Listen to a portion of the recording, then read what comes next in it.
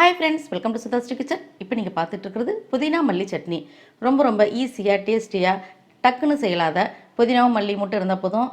வீட்ல இருக்கிற இன்கிரிடியன்ட்ஸ் மட்டுமே வச்சு நம்ம செய்ய போறோம். இட்லிக்கு தோசைக்கு ரொம்ப அருமையான காம்பினேஷனா இருக்கும். பணியாரத்துக்கு கூட சூப்பரா இருக்கும். புதினா சட்னி எப்படி செய்யறதுன்னு பார்க்கலாம். வாணலியில 2 ஸ்பூன் ஆயில் விட்டுக்கலாம். ஒரு 10 பல்லு பூண்டு, ஒரு 2 நிமிஷம் வதக்கிட்டு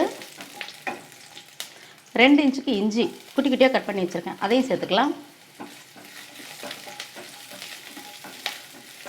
இப்போ இஞ்சியும் பூண்டி நல்லா வதக்கிக்கணும்.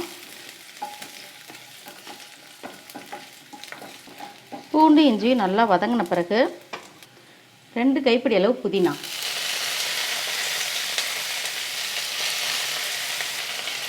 2 கைப்பிடி அளவுக்கு மல்லித்தழை,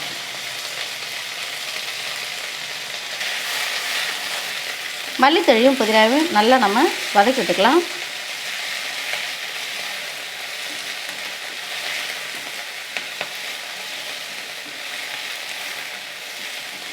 ரெண்டு தழையுமே நல்லா சீக்கிரம் வதங்கிடும்.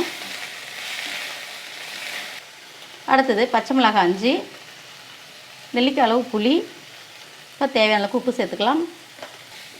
உப்பையும் சேர்த்து நல்லா வதக்கிக்கலாம். சூடு ஆறின பிறகு நல்லா நைஸாக அரைச்சிட்டு அதுக்கு தேவையான தாளிப்பெல்லாம் சேர்க்கலாம். நம்ம வதக்கி வச்சுருந்த புதினா மல்லி இஞ்சி பூண்டு இது எல்லாத்தையும் நான் நைஸாக அரைச்சி எடுத்துகிட்டு வந்துட்டேன். அதில் கடுகு உளுத்தம் பருப்பு மிளகாய் தாளித்து வச்சுருக்கேன்.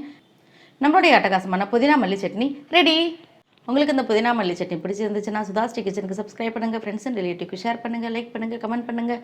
ஆரோக்கியமானதை சமைப்போம், ஆனந்தமாக இருப்போம். தேங்க்யூ.